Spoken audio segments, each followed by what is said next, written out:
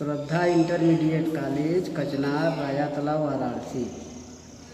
भाग 4 कक्षा 10 विषय जीव विज्ञान पाठ 1 जैव प्रक्रम।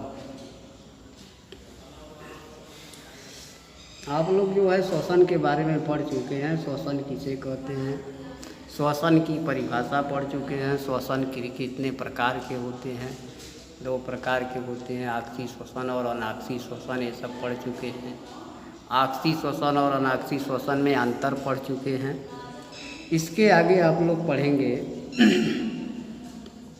मानव श्वसन तंत्र।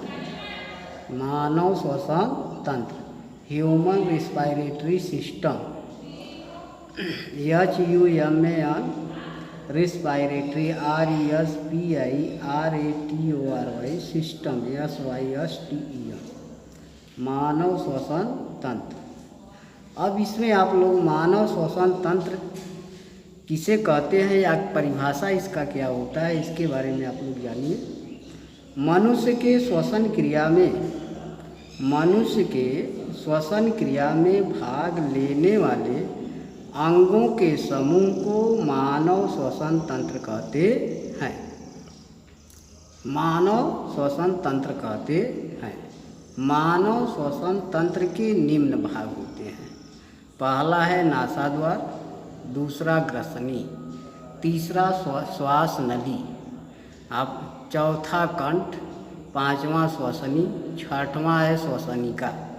तो पुनः आप लोग एक दय देखिए, मनुष्य के श्वसन क्रिया में भाग लेने वाले अंगों के समूह को मानव श्वसन तंत्र कहते हैं। मानव श्वसन तंत्र के निम्न भाग होते हैं। पहला है नासाद्वार, दूसरा ग्रसनी,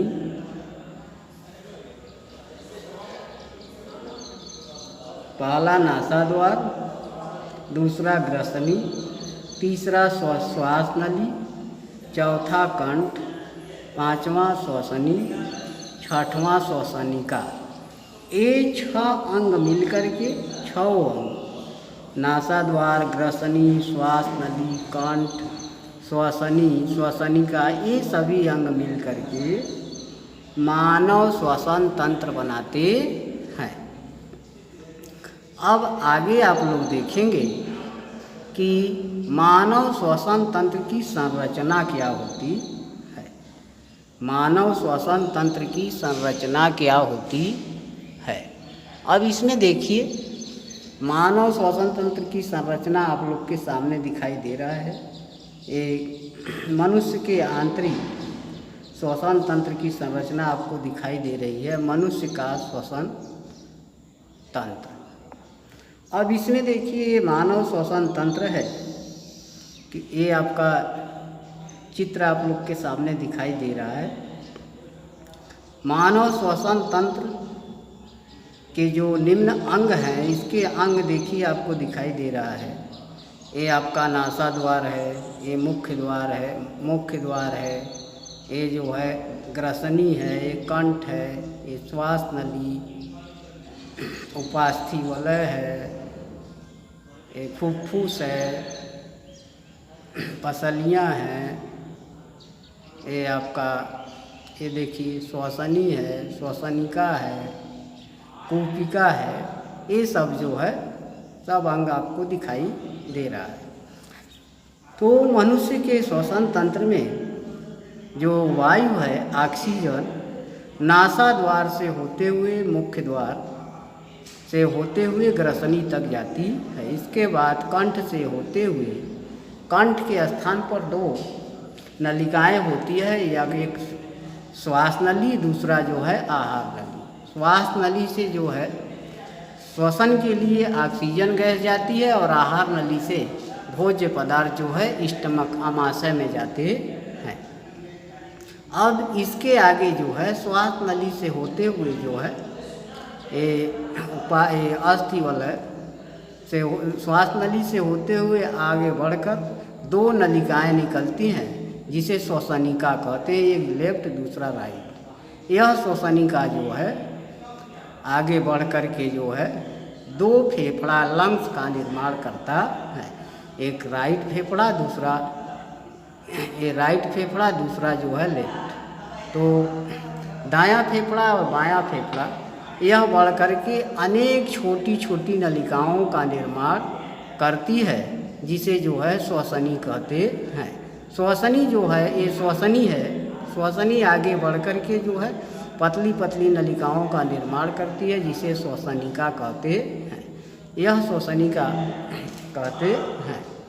अब ये जो इसमें जो है छोटे छोटे जो है नलिकाएं होती हैं, जिसे फुफ्फुस कहते हैं। इसके बाद जो है पसलियाँ भी पाई जाती है।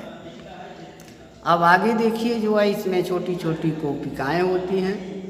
इसमें ऑक्सीजन जब जो है फेफड़ा में पहुंचता है तो फेफड़ा में जो है अनेक पतली जो है रुधिर नलिकाएं होती हैं। यह नलिकाएं जो है ऑक्सीजन को ऑक्सी हीमोग्लोबिन के रूप में मिलाकर तरल पदार्थों के रूप में जो है ये रुधिर में मिला देती है। रुधिर के माध्यम से पूरे शरीर के विभिन्न कोशिकाओं तक पहुंचती है और कोशिकाओं में कार्बोहाइड्रेट का ऑक्सीकरण होता है, जिसके फलस्वरूप कार्बन डाइऑक्साइड, जल और अपार मात्रा में ऊर्जा बनती है। यह ऊर्जा जो है एटीपी और एडीपी के रूप में शरीर में संचित होती है, अर्थात हमारे शरीर में एटीपी के रूप में ऊर्जा संचित होती है।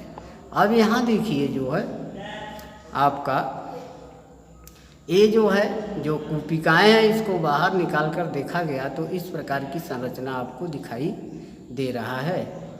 अब आगे देखिए इसके बाद जो है आगे जो है जो विभिन्न अंग हैं उसके कार्य क्या होते हैं, वो जो है स्टेप वाइज आप लोग देखिए। ये नासाद्वार है, पहला है आपका नासाद्वार। नासाद्वार का कार्य क्या है? महीन नासाद्वार में महीन बालों द्वारा निस्पंदन, जिससे धूल एवं अशुद्धियाँ हट जाती है। इस प्रक्रम में श्लेष्मा को परत की भी सहायता करती है। दूसरा है ग्रसनी। वायु नासाद्वार से होते हुए ग्रसनी तक पहुँचती है। फिर ग्रसनी से के बाद जो है आता है आपका कंठ। कंठ में उपास्थि के वलय, कंठ में उपास्थि के वलय उपस्थित होते हैं। कंठ में उपास्थि के वलय उपस्थित होते हैं, जो उसे यह सुनिश्चित करता है कि वायु मार्ग निष्पत्ति न हो। अब आगे देखेंगे कंठ के बारे में आप लोग पुनः जानिए। कंठ में उपास्थि के वलय उपस्थित होते हैं, जो यह सुनिश्चित करता है कि वायु मार्ग निष्पत्ति न हो, यानी कि आपका वायु जो है कंठ से होते हुए जो है श्वास नली में पहुंच जाए। आगे जो है आप लोग देखेंगे श्वास नली। श्वास नली क्या होता है? वायु कंठ से होते हुए श्वास नली में पहुंचता है। यह श्वास नली आगे बढ़कर जो है शरीर में दो शाखाओं में बढ़ जाता है, जिसे श्वसनी कहते हैं। ये श्वसनी देखिए आपको दिखाई दे रहा है। श्वसनी क्या है? श्वास नली आगे बढ़कर दो कक्षों में बढ़ जाती है, जिसे श्वसनी कहते हैं। यानी जो है दो कक्षों में, एक लेफ्ट दूसरा राइट, यानी दायां श्वसनी और बायां श्वसनी में बढ़ जाता है और बढ़ करके जो है दो फेफड़े का निर्माण करता है, दायां फेफड़ा और बायां फेफड़ा। तो अब आगे देखेंगे श्वसनिका। श्वसनिका क्या होता है? वायु श्वसनी से होते हुए फेफड़ा में पहुंचता है और फेफड़ा से ऑक्सीजन ऑक्सी हीमोग्लोबिन के रूप में कोशिका के माइटोकॉन्ड्रिया तक पहुंचती है। जब माइटोकॉन्ड्रिया तक पहुंचती है यह ऑक्सीजन, तो कार्बोहाइड्रेट का ऑक्सीकरण होता है या ग्लूकोज का ऑक्सीकरण होता है। यह ग्लूकोज जो जैसे आपका C6H12O6 ये जो है O2 से अभिक्रिया करेगी तो कार्बन डाइऑक्साइड, जल और अपार मात्रा में ऊर्जा का निर्माण होता है। यह ऊर्जा जो है हमारे शरीर में एटीपी और एडीपी, एटीपी यानी एडिनोसिन ट्राइफॉस्फेट और एडीपी का पूरा नाम है एडिनोसिन डाइफॉस्फेट, अर्थात दो रूपों में हमारे शरीर में ऊर्जा का निर्माण होता है। दो रूपों में होता है, लेकिन हमारे शरीर में अस्थायी रूप में ऊर्जा जो संचित होती है वह एटीपी के रूप में होती है। एक एटीपी यानी एक कार्बोहाइड्रेट के ऑक्सीकरण से 38 एटीपी का निर्माण होता है, या 673 किलो कैलोरी ऊर्जा का निर्माण होता है। इसके आगे आपको आगे पढ़ाया जाएगा।